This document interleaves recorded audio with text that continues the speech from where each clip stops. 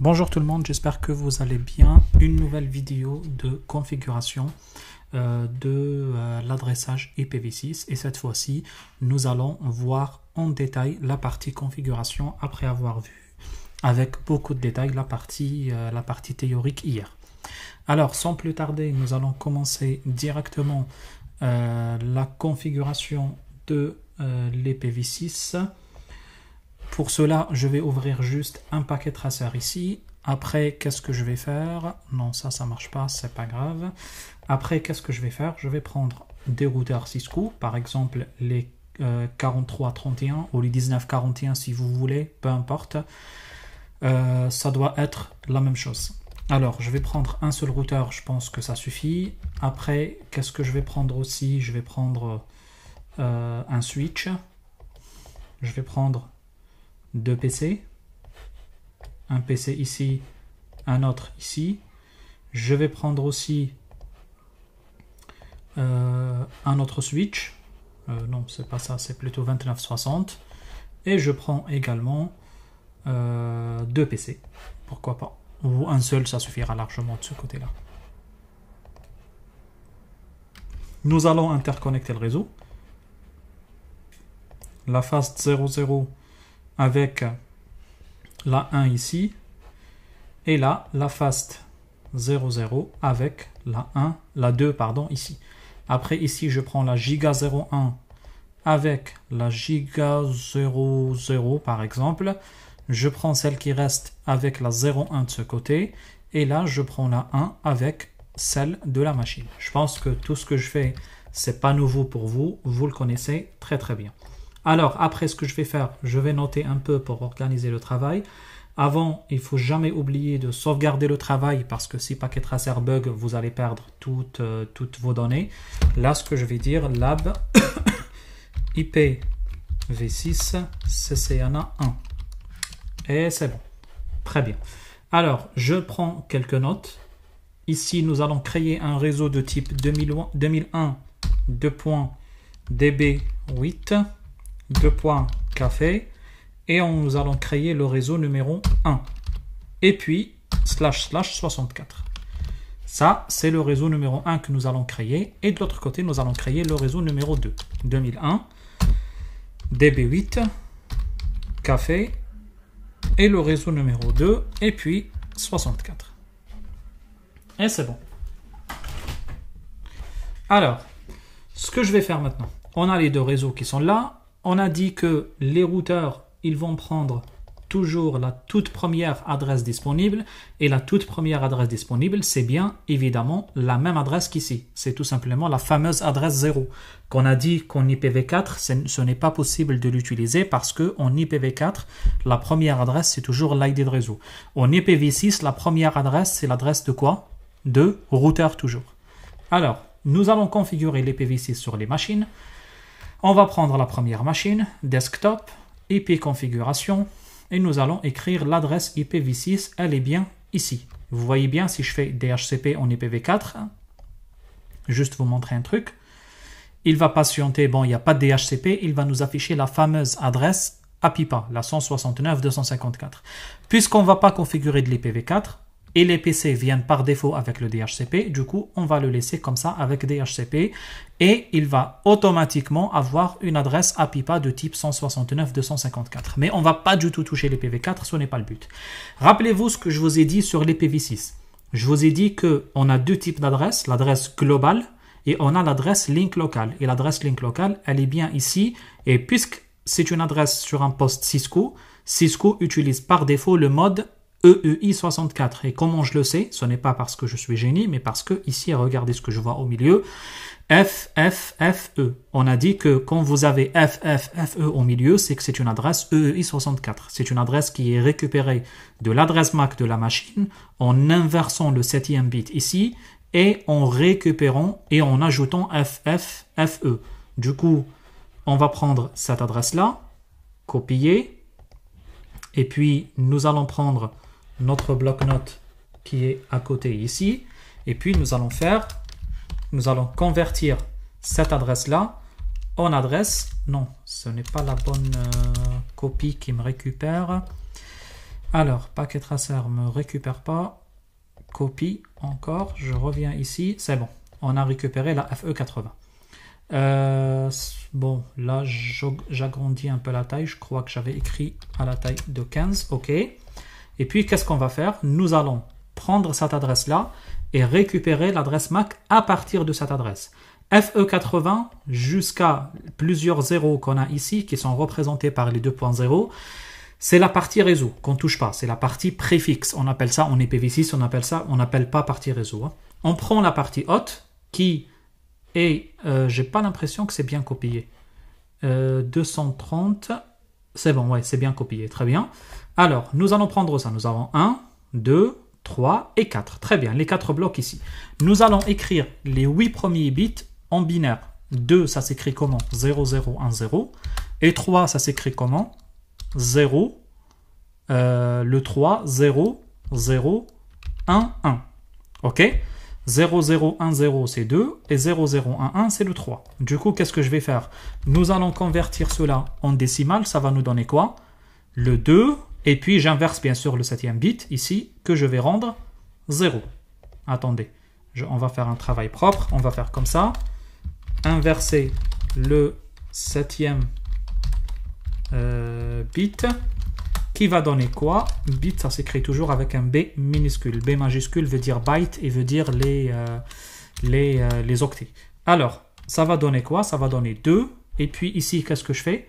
Je vais convertir ça et le rendre 0. Je vais mettre ça juste en gras. Et ça va le mettre quoi? Si je le rends 0, ça va rendre quoi le chiffre? 0, 0, 0, 1. Ce qui signifie que nous avons 1 à la fin.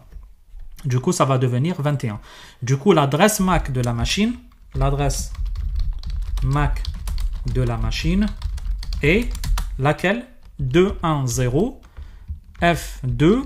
J'enlève FFFE et je prends directement ce qui reste. 6, 0, 8, 7, 8, 2. Après, vous pouvez séparer comme vous voulez, par des points, par des virgules, comme vous le souhaitez. Mais c'est ça l'adresse MAC des virgules, des tirets plutôt. Et ça, c'est la nouvelle adresse MAC. C'est l'adresse MAC de la machine. Nous allons confirmer sur paquet tracer. Est-ce que c'est vraiment l'adresse MAC de la machine? On va mettre comme ça sur la souris pour voir l'adresse MAC de la machine. C'est... Alors, on est où? On est là, on a pris... Ah, pardon, j'ai fait une grave erreur, je n'ai pas vu que ça commence. Tac, je reprends ça. Attention, ici, ça commence par 1, 0. Du coup, le 7e bit, c'est pas comme ça que ça s'écrit comme ça. Et comme ça, on a le 1 après. OK? Non, je me suis trompé, je suis désolé. On a 0 et 2. Du coup, le 7e bit, c'est 4 fois 0 et puis 0, 0, 1, 0. Alors, qu'est-ce que ça va faire au final ici? Ça va nous faire, si j'inverse ça, ça va nous faire des zéros partout. Du coup, ça va faire 0, 0. Et du coup, l'adresse MAC, elle va commencer par 0, 0. Ça, c'est très important. Et puis, nous allons voir ici, qu'est-ce que ça va donner? L'adresse MAC de la machine. On va trouver 0, 0, exactement comme on l'a eu. Est-ce que c'est les bons chiffres qui sont après? On va prendre ça ici. On a 0, 0, après on a 3, 0, 0, 0, 3, 0, et puis le reste, F2, FF, etc. Du coup, ça va donner quelque chose qui ressemble à ça. Je vais le refaire proprement avec les points, les séparations en points comme il le fait Cisco. 0, 0, il y a un peu trop de 0, 0, 0, 3, 0. Je fais un point et un point ici. Allez, c'est bon.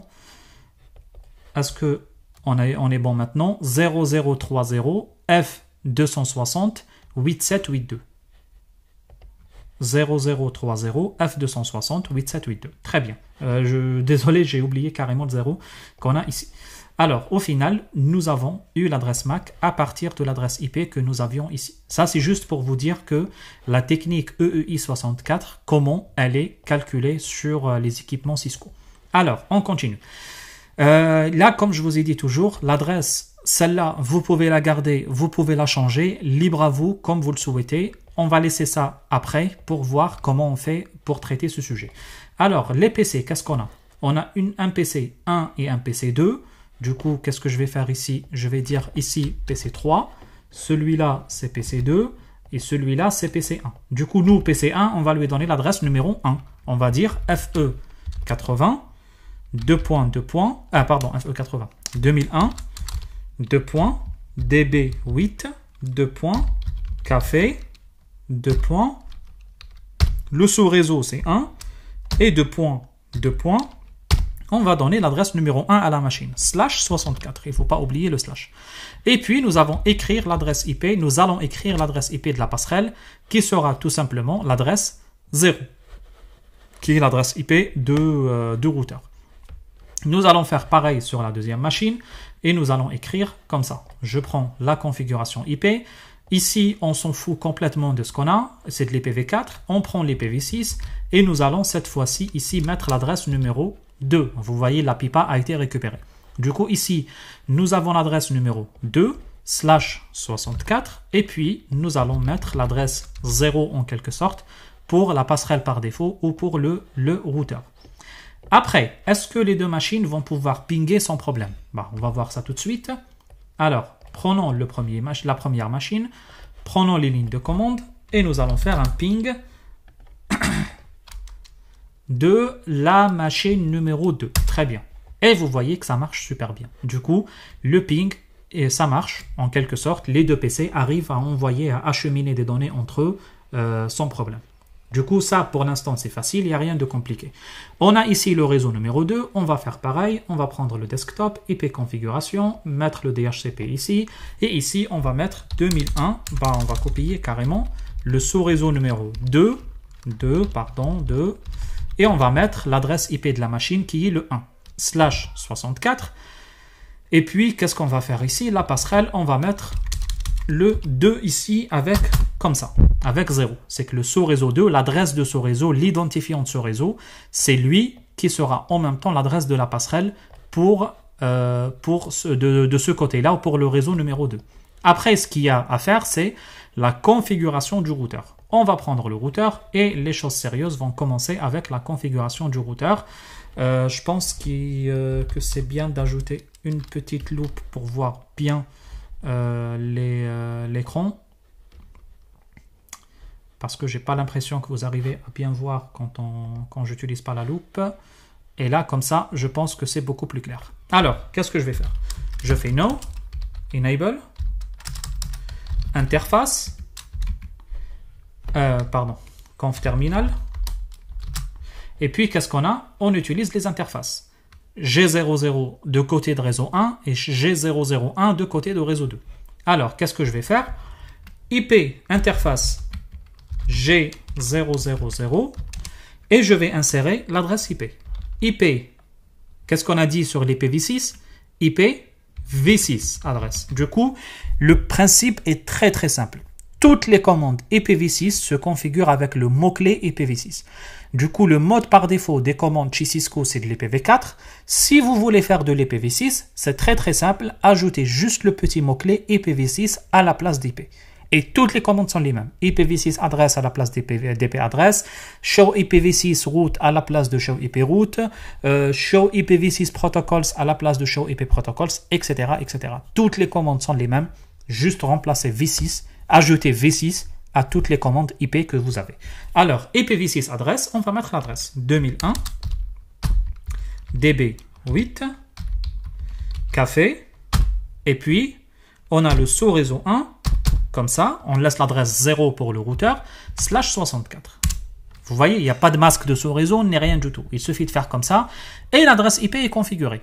On va configurer la deuxième interface, on va prendre la deuxième interface. Comme je vous ai dit toujours, on peut ne pas sortir, on peut passer d'une interface à une autre. C'est une simplification offerte par Cisco, mais l'inconvénient là-dessus, c'est que vous n'aurez pas la tabulation. Mais bon, on s'en fout, on peut récupérer la commande comme ça. Et puis, qu'est-ce qu'on va faire? On va récupérer la commande et mettre juste le réseau numéro 2 sur l'interface de réseau numéro 2. Et on va faire OK. Et là, hop, c'est bon, l'adresse IPv6 est configurée des deux côtés. Nous allons faire quelques petits shows pour confirmer la configuration. Regardez, si je fais show interface gigabit Ethernet 000, qu'est-ce que je vais avoir comme information là-dessus? Par contre, l'utilisation de la loupe, elle est un peu pénible pour basculer l'écran. C'est pas grave. Alors, qu'est-ce qu'on va voir? On va voir que l'interface d'abord est down. On n'a pas allumé l'interface pour l'instant. Line protocol, c'est toujours down. On a quoi comme information? Alors, on va allumer d'abord les interfaces, c'est plus simple. Conf t, interface giga 000, now shutdown. Pareil sur l'autre. Comme ça, ce sera plus simple. Je voulais vous montrer autre chose, mais c'est pas grave.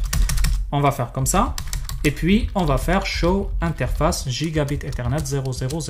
Alors, nous allons prendre l'interface ici, gigabit Ethernet 000, et l'information qu'on va pouvoir avoir ici sur l'interface, c'est l'information en relation avec l'adresse MAC de la machine. OK? Hardware is celle-là. Et nous allons voir que le routeur Cisco utilise cette adresse-là pour la basculer en IPv6 pour l'utilisation de la ligne locale. Après, si on veut voir l'adresse IP de la machine, qu'est-ce qu'on va insérer? Show IP interface brief. Ah, il n'y a pas. Il n'y a pas. Oui, c'est normal. Ce que je vous ai dit, c'est que les commandes IPv6, on ne peut pas les voir si on n'insère pas le mot-clé IPv6. OK, j'espère que c'était clair pour vous. Alors, qu'est-ce qu'on a ici? On a ici les informations en relation avec l'adressage. L'interface gigabit Ethernet 00. On a bien le FE80 et puis l'adresse de link local, la FE80. Et puis ici, on va voir les informations en relation avec l'adresse avec le FFFE au milieu. Si on prend l'adresse MAC ici et on va comparer, vous voyez ici, vous avez 3E01. Ici, ça se termine aussi par 3E01. Ici, vous avez 9B et juste avant, vous aviez le 41. On prend ici, on a 9B et juste avant, le 41. Après, vous avez 3 fois 0A. Si je prends ici, qu'est-ce que je vais avoir?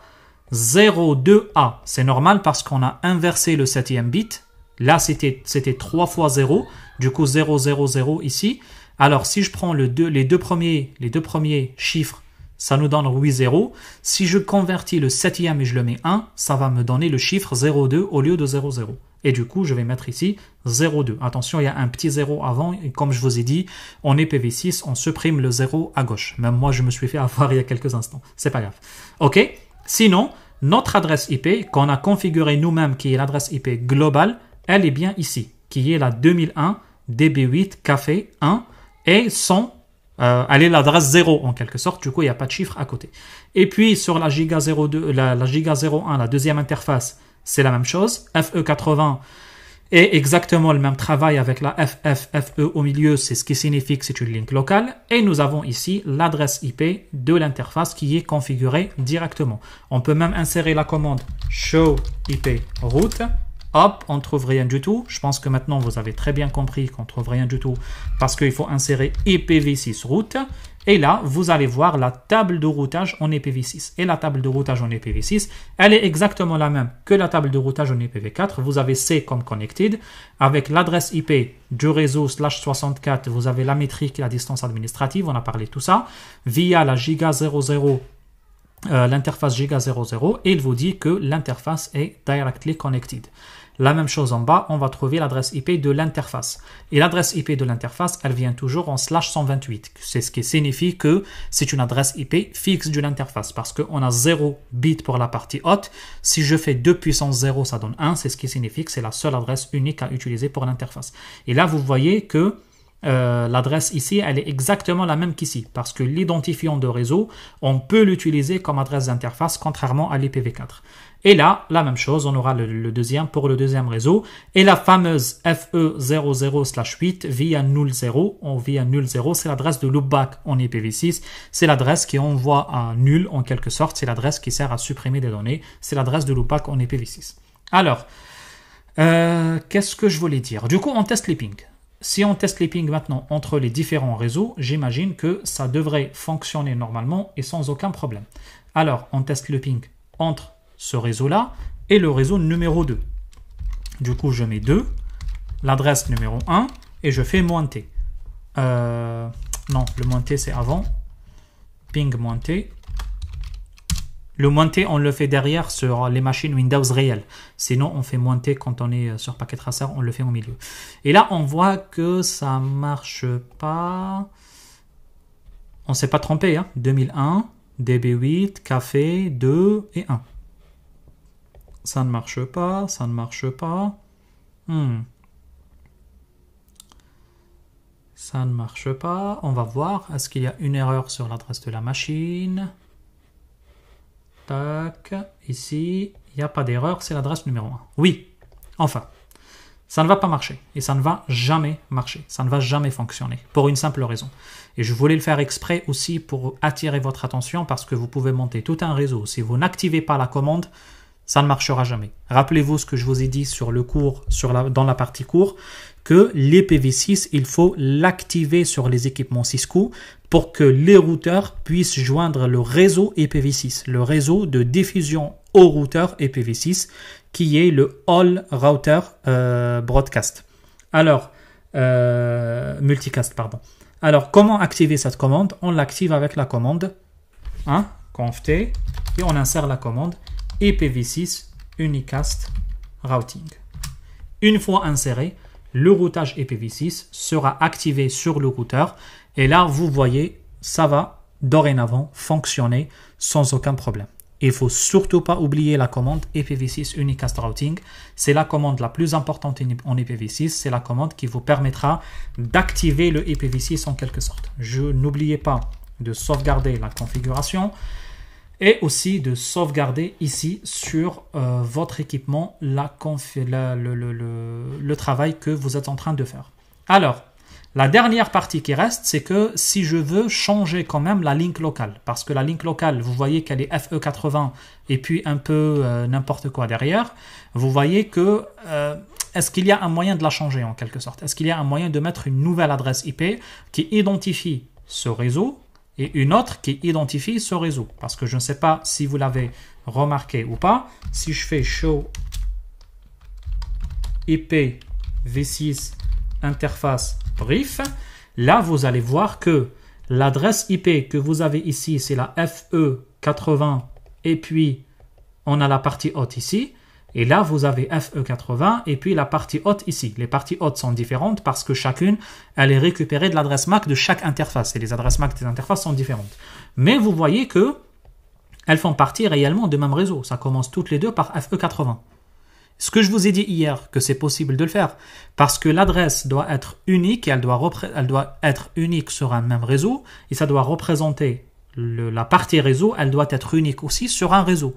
Mais si vous voyez un routeur avec deux réseaux différents, vous pouvez avoir une adresse link locale ici qui est la même ici ou la partie réseau qui est la même des deux côtés. Ça n'a aucune importance parce que la link locale dans tous les cas ça sort jamais du réseau.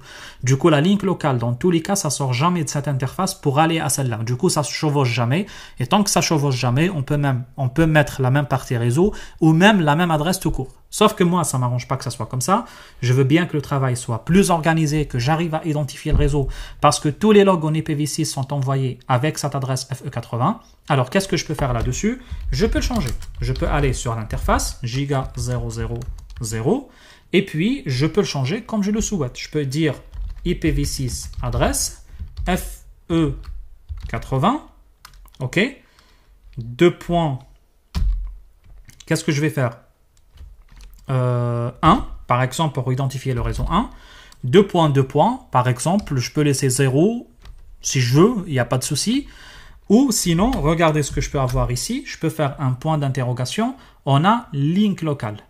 Et c'est là que j'écris le mot-clé link local. Du coup, ici, qu'est-ce que j'ai fait? On a fait FE81 pour identifier le réseau numéro 1. Et puis là, le routeur, on peut lui donner l'adresse qu'on veut. On préfère la laisser toujours 0. On peut faire comme ça. On peut aller faire pareil sur l'autre routeur, interface gigabit Ethernet 001 et faire exactement pareil, mais cette fois-ci, on va dire 2 pour identifier le réseau numéro 2. Et comme ça, c'est bon, nous avons changé les links locales de chaque équipement. N'oubliez pas d'aller les changer sur les PC, c'est très important parce que les PC doivent faire partie du même réseau. Du coup, je prends le PC, je reviens ici, et là, on a la FE80. Qu'est-ce que je vais faire? 2.1 Et puis après le reste, si vous voulez le garder, vous pouvez le garder. Si vous voulez le retirer aussi, vous pouvez le retirer et mettre 1 ici, par exemple. Et là, comme ça, vous aurez FE81, la partie réseau qui est toujours unique, et vous mettez 1 comme partie haute sur la machine. On va faire la même chose sur la deuxième machine. On va faire ici FE80, pareil, on supprime toute cette partie-là. On va faire 1, 2.2.2. Et comme ça, la partie réseau, comme je vous ai dit, elle est toujours la même. Par contre, la partie haute, je mets 2 pour identifier le deuxième machine. Et là, pareil, je vais faire pareil. Je pense que ça devient très facile pour tout le monde. FE80. Là, le réseau, c'est le réseau 2 et non le réseau 1. Et la machine, c'est la première machine ou la seule machine en quelque sorte de ce réseau. Et du coup, je fais comme ça. Et c'est bon, ça fonctionne, ça marche, c'est opérationnel. Tout a l'air OK sur la partie configuration d'adresse IP en IPv6. Je pense qu'on a fait le tour, qu'on n'a rien oublié. N'hésitez pas à me dire si vous rencontrez des difficultés. Et moi, sur ce, je vous dis bonne journée, bonne continuation. Et on se prépare pour le chapitre suivant. Mais bon, avant, on va faire les exercices de ce chapitre. Bon courage.